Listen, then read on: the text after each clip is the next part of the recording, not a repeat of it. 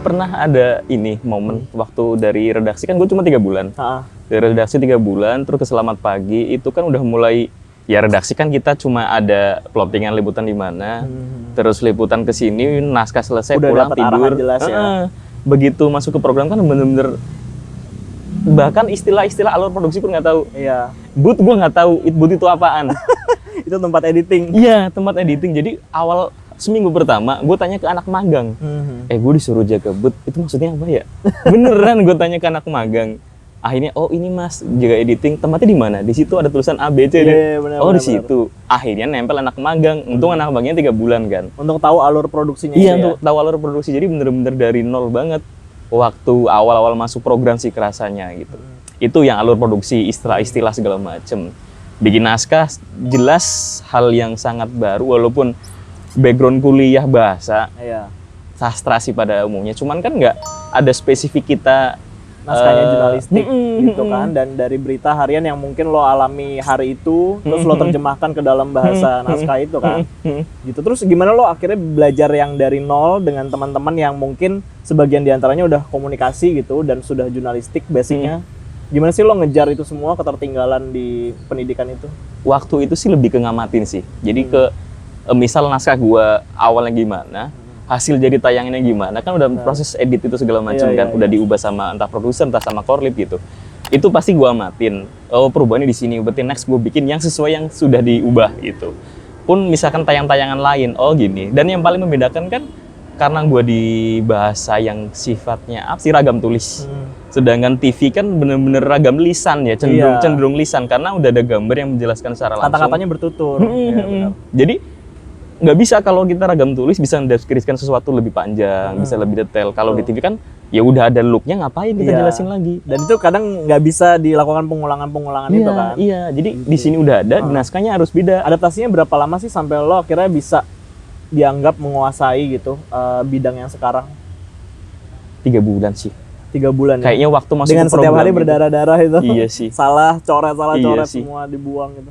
Bener-bener yang ya kita tahu jam redaksi dulu ya, yang untuk tayang jam siang, jam berapa harus kirim di mobil yang ngetik pakai handphone. Itu kan mualnya kayak apa ya? Zaman-zaman itulah kita sama-sama ngalamin itu sih. Dan kayaknya bener-bener akhirnya percaya diri dengan naskah sendiri itu ya 3 bulan. Dan sejak pindah ke program akhirnya kan untuk membuat naskah yang lebih panjang dengan gaya yang berbeda itu kan, ya itu baru oh ternyata di sini gitu.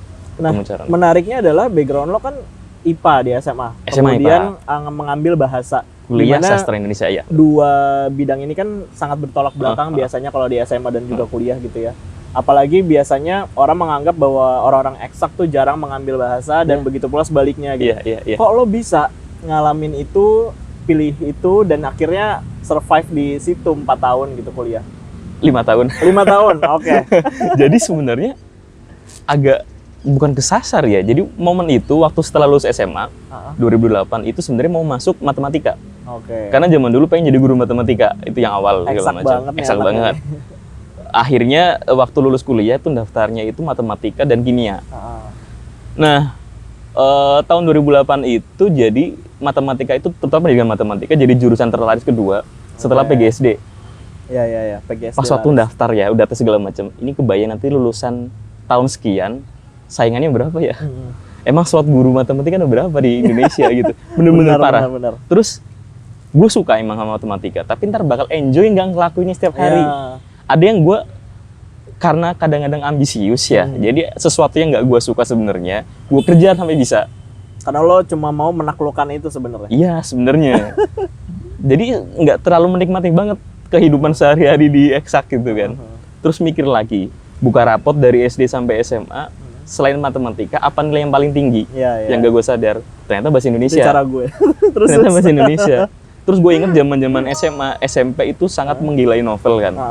Bahkan jadi zaman SMA itu meja gurunya tinggi, jadi dia hanya bisa ngeliat dari jauh, yang deket nggak kelihatan. Duduknya paling depan hanya untuk baca novel saat pelajaran fisika. Jadi nggak ketahuan ya? Iya, masa-masa itu baca Harry Potter itu 2 hari 3 malam. Selesailah di masa-masa itu bener-bener. Jadi oh iya, kenapa nggak gue ambil ini aja? Gue enjoy ngerjainnya. Dan secara akademis bagus hasilnya. Berarti pertimbangan lo adalah kuliah bener-bener yang memang enjoy, bukan hal yang perlu ditaklukin lagi? pada akhirnya karena akan berhubungan dengan dunia kerja nanti ya, harus lebih deket lagi, harus gue enjoy dan gue bisa. Dan pasti harus berkembang di situ. Karena gini, untuk gue, jadi nggak ada yang tahu, orang tua tuh waktu gue daftar di Sastra Indonesia nggak ada yang tahu. Sampai besok mau daftar ulang. Malamnya baru gue bilang, gue daftar di Undip, jurusan ini, dan keterima. Yang di matematika keterima juga. Gue mau ambil yang ini. Orang tua shock, kaget semalaman, pokoknya dari jam 7 sore sampai jam 4 pagi masih berdebat gitu kan. Nah orang kampung kan taunya kerja itu kan guru, polisi, dokter, hal yang udah pasti, pegawai negeri gitu lah. Nah, sastra Indonesia itu apa? Sastra itu apa? Nggak ada yang tahu. Bahkan, oh bahasa Indonesia, nanti ngajar bahasa Indonesia. Emang apa yang mau dipelajarin bahasa Indonesia? Pasti gitu.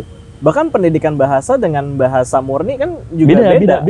Beda banget. Nah akhirnya ya udah, gue berhasil meyakinkan, intinya gue bertanggung jawab dengan pilihan gue. Nanti pasti jadi gitu. Pokoknya gitu. Ya udah, akhirnya diizinkan. Paginya langsung berangkat kuliah.